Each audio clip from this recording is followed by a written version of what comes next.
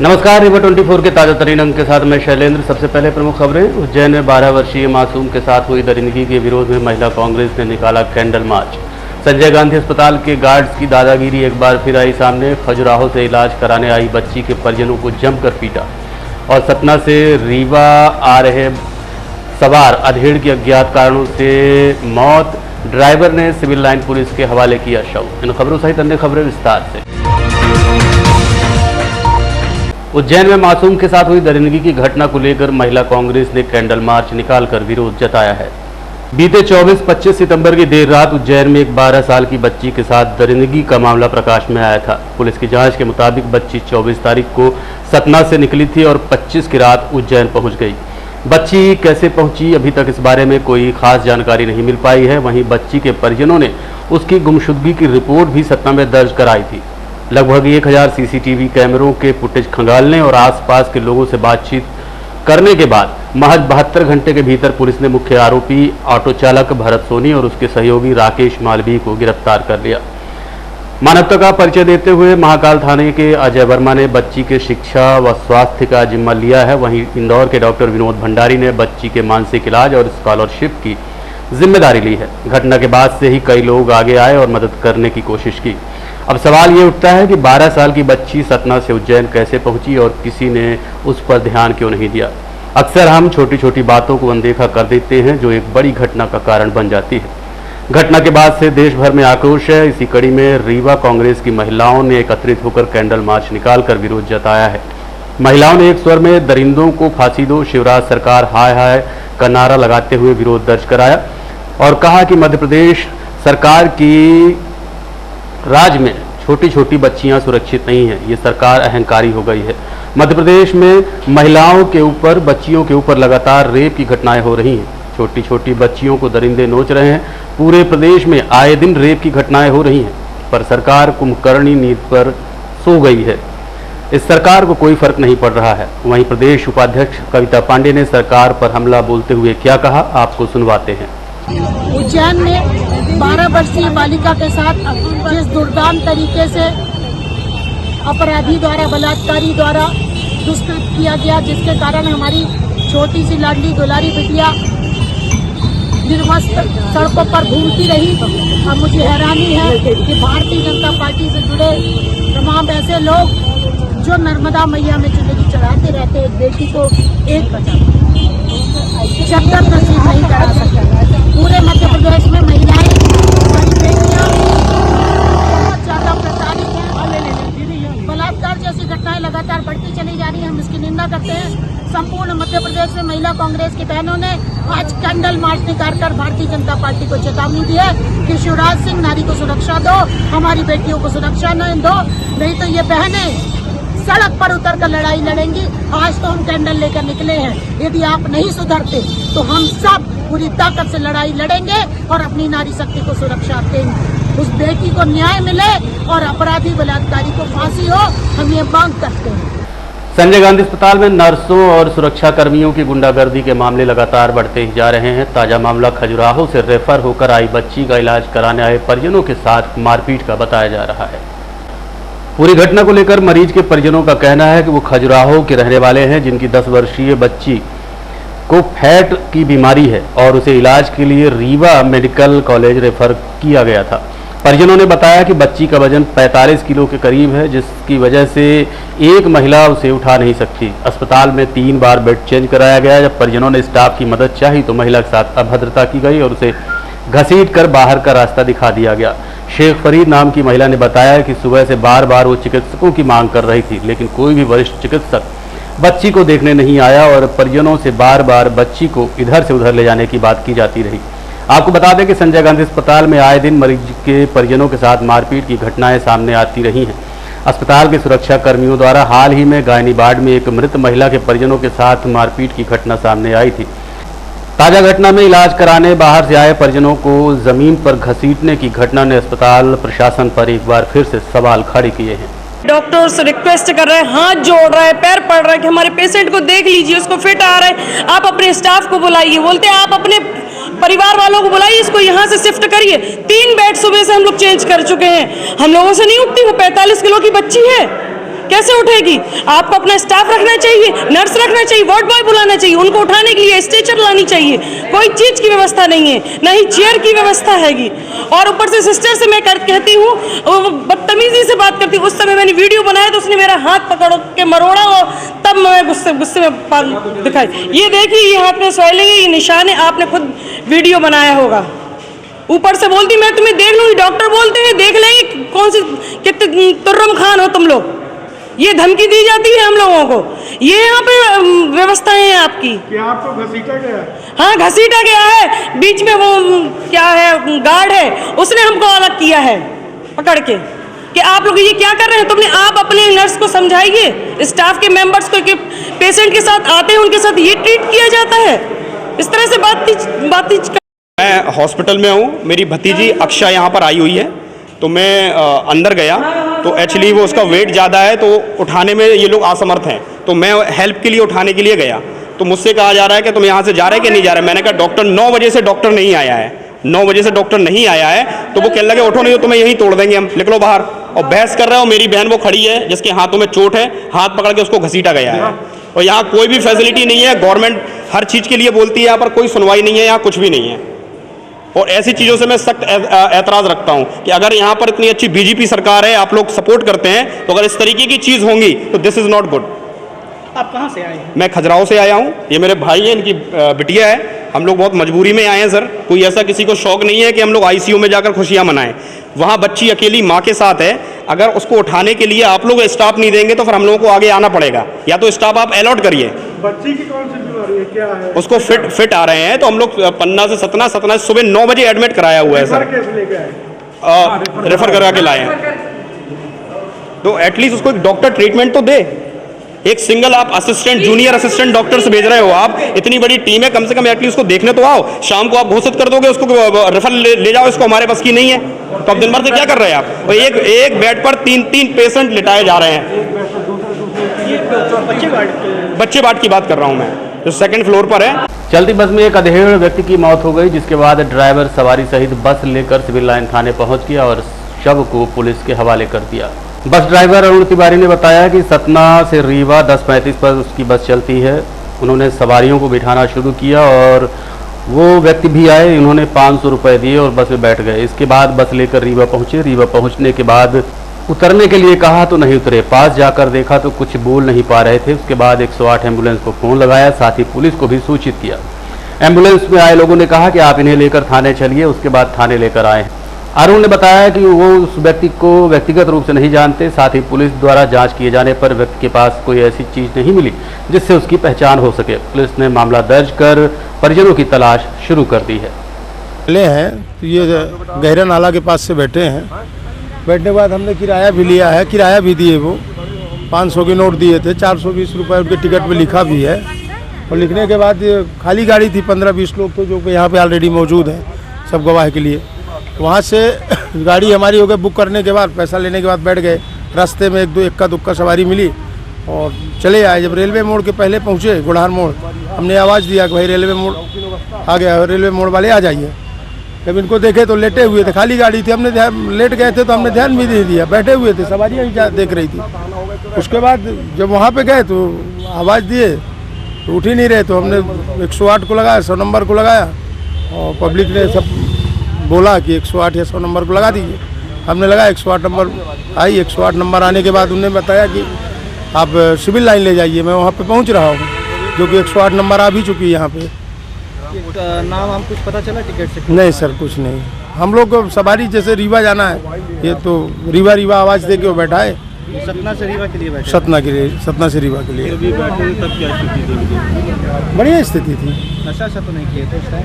नहीं, नशा वशा कुछ नहीं। नशा ये रीवा सतना जाती है सुबह 8 बजे और वहाँ से सतना से रीवा आती है 10:35 में। कितनी उम्र रही है लगभग? मैं अफसर नहीं कह सकता, ये तो जानकारी मेरे। भारतीय जनता पार्टी महिला मोर्चा व शहडोल संभाग द्वारा एक बैठक का आयोजन किया गया। भारतीय जनता पार्टी महिला मोर्चा की रीवा एवं शहडोल संभाग की संभागीय बैठक आज प्रदेश अध्यक्ष श्रीमती माया नरोलिया के मुख्य आतिथ्य में दोपहर 2 बजे आयोजित की गई। साथ ही भारतीय जनता पार्टी जिला रीवा के सभी 8 विधानसभाओं की विधानसभा प्रबंध समिति की बैठक भी भाजपा कार्यालय अटल कुंज में आयोजित की गई, जिसमें पर्यवेक्षक के रूप में मध्य प्रदेश पाठ्य पुस्तक निगम अध्यक्ष शैलेंद्र बरुआ उपस्थित रहे। इस अवसर पर एक पत्रकार वार्ता का आयोजन किया गया। महिला मोर्चा की रीवा संभाग की और शहडोल संभाग की ये कामकाजी बैठक है और हमारी प्रदेश अध्यक्ष माया नारोलिया जी यहाँ पधारी हुई हैं हम सबका मार्गदर्शन करने के लिए और संभाग की प्रभारी आशा गुप्ता जी पधारी हैं। वो सब बहनों का संभाग की बहनों का मार्गदर्शन कर रही हैं और हम सबको आने वाले चुनाव में अपनी पार्टी को पुनः विजय श्री दिलाना है। प्रदेश से लेकर देश तक सरकार बनानी, 23 में प्रदेश की, 24 में देश की, पुनः मोदी जी को प्रधानमंत्री बनाना है, पुनः मध्य प्रदेश में शिवराज जी को हमें मुख्यमंत्री बनाना है। इसलिए हम लोग को आधी आबादी हैं। अगर बहनों को माननीय शिवराज जी ने आत्मनिर्भरता की ओर माननीय मोदी जी ने कदम बढ़ाया है और महिला अधिनियम 33% पास किया है आरक्षण, तो उसके लिए माननीय मोदी जी का धन्यवाद। अब मुर्मू जी ने, हमारी राष्ट्रपति जी ने, सम्मानीय ने दस्तखत कर दिया, उनके लिए बहुत बहुत धन्यवाद। और मैं महिला मोर्चे की ये बैठक अभी चल ही रही है और मार्गदर्शन प्रदेश अध्यक्ष जी का मिलेगा। धन्यवाद। आम आदमी पार्टी के नेता प्रमोद शर्मा द्वारा आज सिमरिया के पूर्व विधायक अभय मिश्रा व वर्तमान विधायक केपी त्रिपाठी के ऊपर जमकर हमला बोला गया। सिमरिया विधानसभा क्षेत्र हमेशा से चर्चा में रहा है। भाजपा नेताओं की आपसी खटपट के बाद कई बार राजनीतिक उतार चढ़ाव देखने को मिले हैं। वहीं आपराधिक गतिविधियां भी चुनावी रंजिश को लेकर बढ़ती रही हैं। जैसे जैसे विधानसभा चुनाव नजदीक आ रहे हैं, वैसे वैसे सिमरिया विधानसभा क्षेत्र नेताओं के लिए उनके पसंद का मैदान बनकर उभरा है। पिछले 5 सालों से आम आदमी पार्टी के पूर्व प्रत्याशी प्रमोद शर्मा ने केपी त्रिपाठी के खिलाफ मोर्चा खोल रखा था, लेकिन चुनाव आते ही अचानक अभय मिश्रा भाजपा में क्या शामिल हुए। अभय मिश्रा भी अब उनकी नज़र में भ्रष्टाचारी हो गए हैं। बहरहाल मामला जो भी हो, आज प्रमोद शर्मा ने एक पत्रकार वार्ता आयोजित कर दोनों के ऊपर जमकर हमला बोला है और बड़े खुलासे करने की बात कही है। क्या कहना है आम आदमी पार्टी के नेता का, जानने के लिए चलते हैं पत्रकार वार्ता में। संघर्ष की कहानी लिखने वाले लोग हैं। हम जैसे लोगों ने, करोड़ों लोगों ने अपनी नौकरी छोड़ी है। 2018 में मुझे टिकट दी थी आम आदमी पार्टी ने। पिछले 5 साल जब से पहला घटना घटी थी, आपको याद दिला दूं, पहला निर्वाचन का जब काम चल रहा था, हमारी गिनती हो रही थी, तो पहली बार जब केपी त्रिपाठी पर लाठी चली थी अंदर, उस समय से उजागर हो गया था। हम वहां पर थे जब वो बदतमीजी कर रहे किसी से, तो वहां से उजागर हो गया था कि आदमी, उसका भी हमने खूब दूसरे दिन से हमने बात बोलना शुरू किया था। तो तब से लेके आज तक उनके हर गलत कामों का जो जनता के विरुद्ध, चाहे वो जलमोहरा का कांड हो या कोई कांड, बाकी 3 लोग जो थे, जो स्वयं जो है जो विरोध में दिख रहे थे, अभय मिश्रा, उनके ऊपर कितने सारे आरोप जो लग गए, हो सकता है इसी कारण से जाके मिल गए होंगे। लेकिन प्रमोद शर्मा आज भी वहां पर है और ये कर रहा है। और इनका ये इसलिए है क्योंकि प्रमोद शर्मा वहां पर उनके विपक्ष में था और इसलिए लगातार बवाल मचा हुआ है, क्योंकि ऐसा काम हर कोई विधायक करता है, लेकिन ये करने की हिम्मत किसी में नहीं है। सर एक बात बताइएगा, भ्रष्टाचार कितने महीनों का है, कितने सालों का है, किसकी शिकायत आपने कहा करी है? ये भ्रष्टाचार जो है, ये आपका जब से ये विधायक बने हैं तब से मैंने पूरा रिकॉर्ड बनाया है कि ये देखिए, आपको दिखाना चाहता हूँ मैं आपको कि बाकायदा लिखा है। ये 19-20 के बाद जो है आप चले जाएंगे तो 20-21, 21-22, 22-23, 24, ये लगातार भ्रष्टाचार ही करते आ रहे हैं।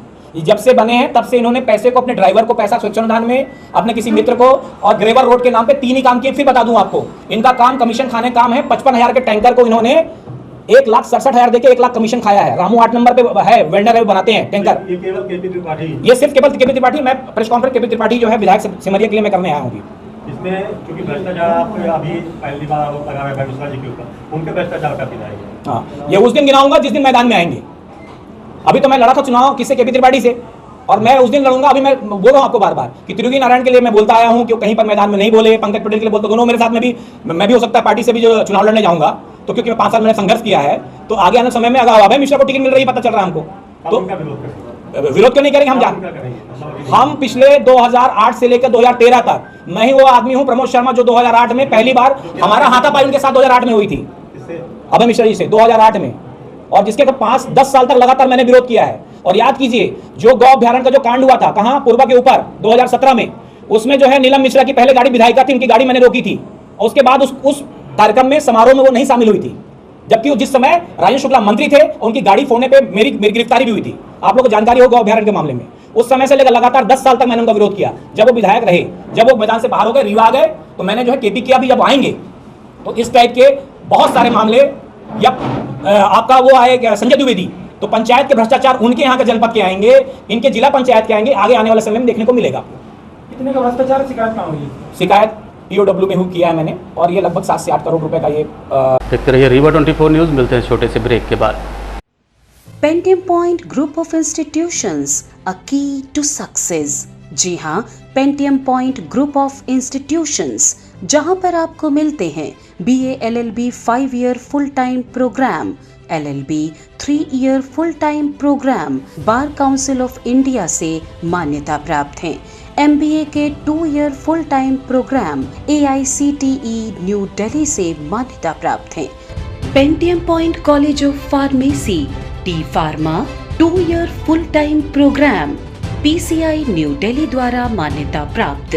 पेंटियम पॉइंट टेक्निकल कॉलेज में स्नातक व स्नातकोत्तर के सभी पाठ्यक्रम संचालित हैं, जिनमें प्रवेश प्रारंभ है। हमारा कॉलेज कोड है P500। याद रखिए, सामान्य वर्ग BPL कार्ड धारकों को शिक्षण शुल्क में छूट व SC/ST OBC छात्रों को मध्य प्रदेश शासन के नियमानुसार छात्रवृत्ति। आप संपर्क कर सकते हैं हमारे हेड ऑफिस में, जो है हेडगेवार नगर, रेडियो कॉलोनी के सामने, रीवा, और कॉलेज कैंपस में, जो है करहिया सिमरिया रोड और हरदी सिमरिया रोड, रीवा में। अधिक जानकारी के लिए हमारे फ़ोन नंबर पर संपर्क कर सकते हैं। हमारा फ़ोन नंबर है 07662438035। मोबाइल नंबर पर भी संपर्क किया जा सकता है, जो है 9993208439। भारतीय राष्ट्रीय छात्र संगठन NSUI द्वारा भविष्य की बात कमलनाथ के साथ नामक एक कैंपेन लॉन्च किया गया है। इस संबंध में आज एक पत्रकार वार्ता का आयोजन किया गया।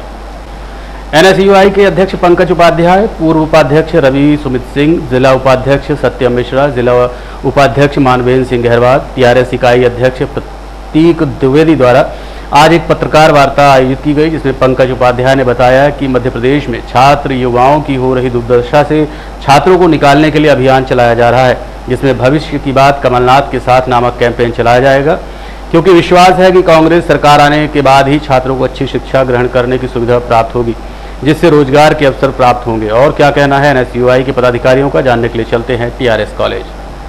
और वहाँ पे जो छात्र 18 वर्ष से अधिक 18 वर्ष पर होकर के अपना वोटर ID कार्ड बताया, उसको हम बताएंगे कि आपका पहला वोट कांग्रेस के लिए और आपके लिए कितना महत्वपूर्ण है। फर्स्ट वोट फॉर कांग्रेस, क्योंकि जो आपका भविष्य है वो सिर्फ कांग्रेस पार्टी बना सकती है, हमारे पूर्व CM कमलनाथ जी बना सकते हैं। जिस तरह छात्रों को छला जाता है, एक बार उनकी वैकेंसी के नाम पे फीस भरा ली जाती है, फिर वैकेंसी निरस्त कर दी जाती है या उनको भर्ती नहीं दे दी जाती है। मैं सभी छात्रों से आपके माध्यम से बताना चाहूंगा कि कमलनाथ जी ने अपने घोषणा पत्र में कहा है कि अगर कांग्रेस की सरकार आएगी तो अगर आप किसी कंपटीशन एग्जाम की फीस जमा करेंगे और वो किसी कारणवश अगर निरस्त होता है तो आपसे दोबारा उसकी फीस नहीं ली जाएगी। दोबारा जब आप फॉर्म भरेंगे तो उससे भरेंगे। और जो हमारे देश के पूर्व प्रधानमंत्री राजीव गांधी जी थे, जो उनकी सोच थी, जो उन्होंने कंप्यूटर की रचना की, mobile phone technology, information technology, ये सब हमें छात्रों को बताने की जरूरत है कि आपको कांग्रेस की सरकार में नवोदय विद्यालय, जिसमें हर एक घर का कोई बच्चा पढ़ता होगा और उसको बेहतर सुविधा सुरक्षा सब चीज प्राप्त है,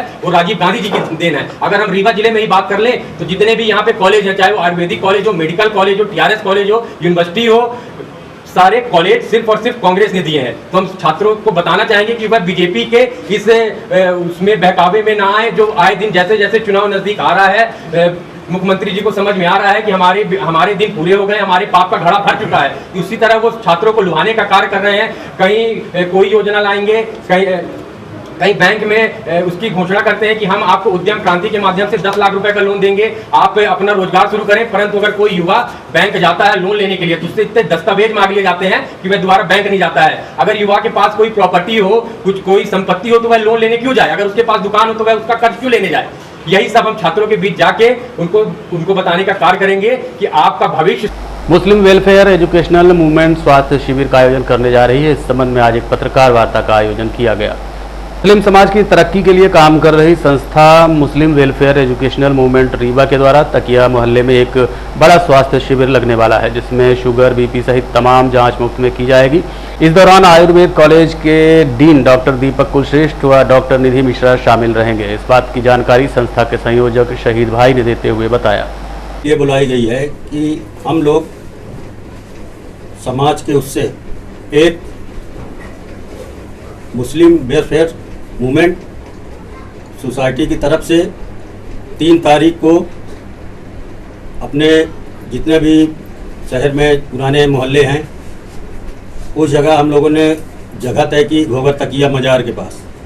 3 तारीख को हम लोग जो है शिविर लगा रहे हैं और उसमें हमारे कई डॉक्टर्स आएंगे और हमारे जितने भी सभी समाज के लोग जो गरीब हैं, जो इतना पैसा उनके पास नहीं है जो इलाज वो करवा ना सके, इसलिए हम लोग मुस्लिम समाज के लोग जो है कैंप लगा रहे हैं। और वैदिक का भी है, अंग्रेजी दवाई का भी है, होम्योपैथिक का भी है। उसमें जो है जिसको भी जो बीमारी है उसकी जांच होगी। उनके हमारे जो डॉक्टर साहब लोग हैं वो सब चेकअप करेंगे।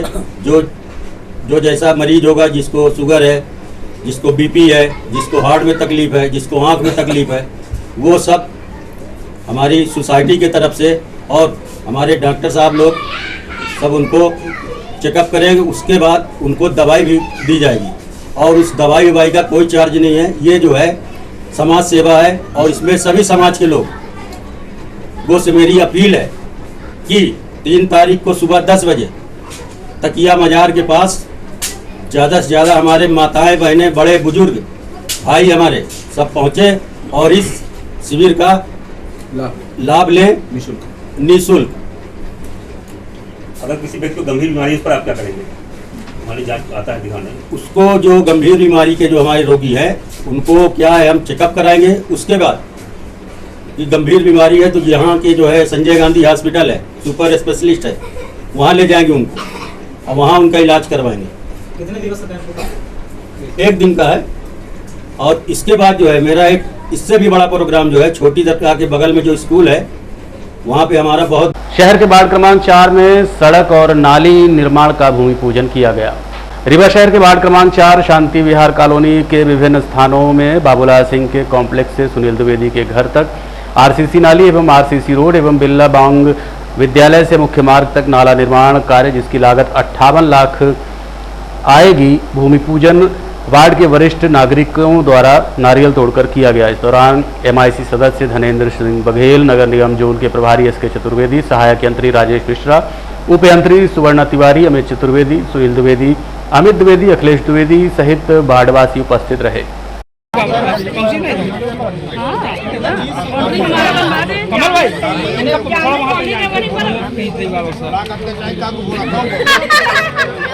बाबा महामृत्युंजय भगवान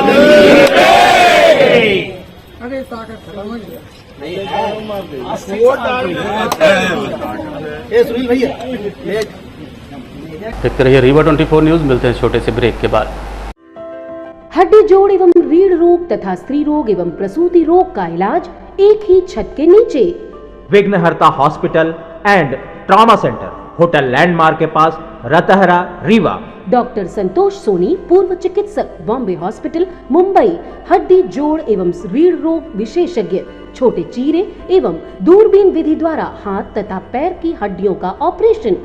गठियाबात, जटिल एवं बिगड़े हुए फ्रैक्चर का बेहतर इलाज करते हैं डॉक्टर संतोष सोनी। विघ्नहर्ता हॉस्पिटल ट्रॉमा सेंटर में ही स्त्री एवं प्रसूत रोग विशेषज्ञ डॉक्टर शैलजा सोनी भी उपलब्ध हैं, जिनकी देखरेख में नॉर्मल डिलीवरी, सिजेरियन ऑपरेशन एवं बच्चेदानी से संबंधित ऑपरेशन की बेहतर सुविधा। संतानहीन दंपत्ति तत्काल संपर्क करें। विघ्नहर्ता hospital and trauma centre, hotel landmark के पास, रतहरा, रीवा। सुविधाजनक एवं सफल इलाज हेतु आज ही संपर्क करें। विघ्नहर्ता hospital and trauma centre, hotel landmark के पास, रतहरा, रीवा। मोबाइल नंबर 7828781983 अथवा 8462956774 पर। शासकीय कन्या महाविद्यालय के इतिहास विभाग में 1 दिवसीय सेमिनार का आयोजन किया गया। शासकीय कन्या स्नातकोत्तर महाविद्यालय रीवा में 29 सितंबर को इतिहास विभाग द्वारा 1 दिवसीय राष्ट्रीय सेमिनार वेबिनार का आयोजन किया गया, जिसका विषय राष्ट्रीय शिक्षा नीति, नैतिक मूल्य एवं युवाओं का भविष्य रहा। सेमिनार के मुख्य अतिथि मध्य प्रदेश शासन के कैबिनेट मंत्री राजेंद्र शुक्ल रहे, लेकिन व्यस्तताओं के चलते वो कार्यक्रम में नहीं पहुंच पाए। कार्यक्रम की अध्यक्षता भेष प्रताप सिंह विश्वविद्यालय रीवा के कुलपति प्रोफेसर राजकुमार आचार्य ने की। विशिष्ट अतिथि के रूप में प्रोफेसर सुरेंद्र सिंह परिहार, कुल सचिव भेष प्रताप सिंह विश्वविद्यालय रीवा उपस्थित रहे। मुख्य वक्ता के रूप में प्रोफेसर रघुराज किशोर तिवारी, वरिष्ठ कृषि वैज्ञानिक, कृषि महाविद्यालय रीवा रहे। राष्ट्रीय वेबिनार में आभासी रूप से पंडित शंभुनाथ शुक्ल विश्वविद्यालय शहडोल के कुलपति प्रोफेसर रमा शंकर ने अपना विद्वतापूर्ण उद्बोधन दिया। प्रोफेसर राजकुमार आचार्य ने अपने अध्यक्षीय उद्बोधन में बताया कि युवाओं में नैतिक मूल्यों का तेजी से हो रहे क्षरण को रोकने में नैतिक शिक्षा मददगार होगी। कार्यक्रम में स्वागत उद्बोधन महाविद्यालय की प्राचार्य प्रोफेसर नीता सिंह ने दिया। इस वेबिनार में प्रोफेसर अमरजीत सिंह, प्रोफेसर महेंद्र मणि द्विवेदी, डॉक्टर विभा श्रीवास्तव, डॉक्टर सरोज गोस्वामी एवं डॉक्टर एमजी श्रीवास्तव ने भी अपना व्याख्यान प्रस्तुत किया। कार्यक्रम में मुख्य रूप से अर्चना शर्मा, मोहम्मद रफ़ी भट्ट, मोहम्मद नासिर अहमद, लाल बिहारी कुशवाहा, मनोज वर्मा आदि ने उपस्थित रहकर सेमिनार को सफल बनाया। इस सेमिनार में जिले और संभाग भर से आए अतिथि विद्वानों और प्राध्यापकों ने हिस्सा लिया और शोध पत्र का वाचन किया। इस सेमिनार में महाविद्यालय के अधिक से अधिक प्राध्यापक, कर्मचारी, शोधार्थी एवं छात्र छात्राएं उपस्थित रहीं। मंच के समक्ष विराजित महाविद्यालय के विद्वान आचार्यगण, अतिथि विद्वान, विभिन्न प्रतिभागी जो आज के सेमिनार में अपना प्रेजेंटेशन के लिए लाए हुए, उन सबका मैं स्वागत अभिनंदन करता हूँ। राष्ट्रीय शिक्षा नीति मध्य प्रदेश में 2 साल हो गए के चलते उसका कोई प्रकाश डालना मुझे लगता है बहुत आवश्यक नहीं है। महत्वपूर्ण है कि नैतिक मूल्य युवाओं का भविष्य कैसा हो। जैसे हम अपने परिवार में अपने बच्चों के लिए संस्कार देना चाहते हैं। आज के अंक में इतना ही। देखते रहिए रीवा 24 न्यूज़। नमस्कार।